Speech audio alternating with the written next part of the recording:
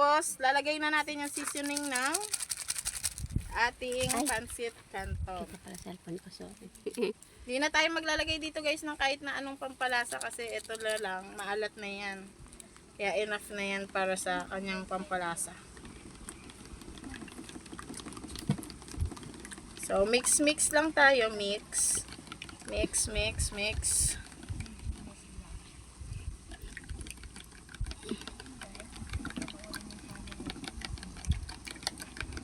Okay. Guys, wala na tayong sandok guys. Kaya kutsilyo na lang yung pinanghahalo ko sa kanya. Guys, natapos ako magluto. Di ko nakagamit yung butane ko. Magaling! Hahanguin na natin guys yung pasta ng ating pancit canton. Ayun, thank you so much for watching. Bye. Oh, di ka nagbibideo dito, te.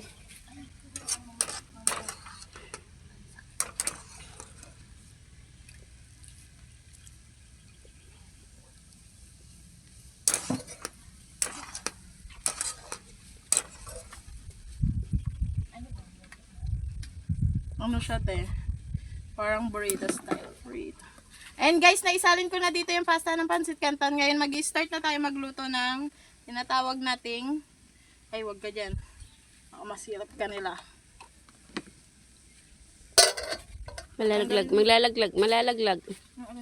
Dudulas. Kutsilyo. Paano ba to? Kawali gagamitin natin. Nagamit ko na to sa iba't ibang klaseng content.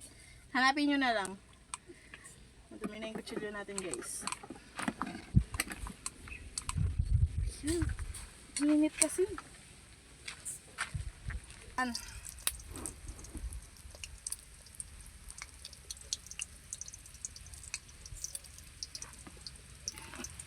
Habang inaantay natin siyang ganyan guys, lalagay ko na tong sauce niya.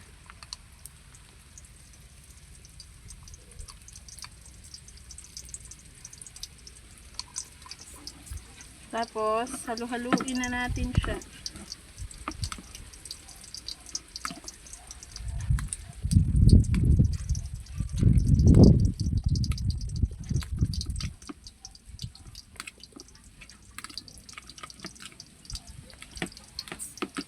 Diba? Sabi ko na wala akong chance eh. Anong gagawin? Ganito lang. Ito yung canton. Uy.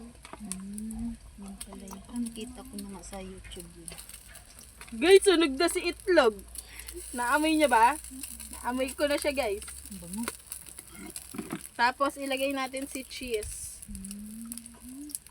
Sunog na yung itlog. Baliktarin na natin! Sunog na siya guys! Wala, nasira! Gawin yan. Taga. Negro ba? Paano ba siya hahanguin? Ay! Ayoko na! Hindi ka galit na ako. Palpak na content. Title. Ang dami kasing ginagaya, di mo pala kaya? Ano tawag na dyan ngayon?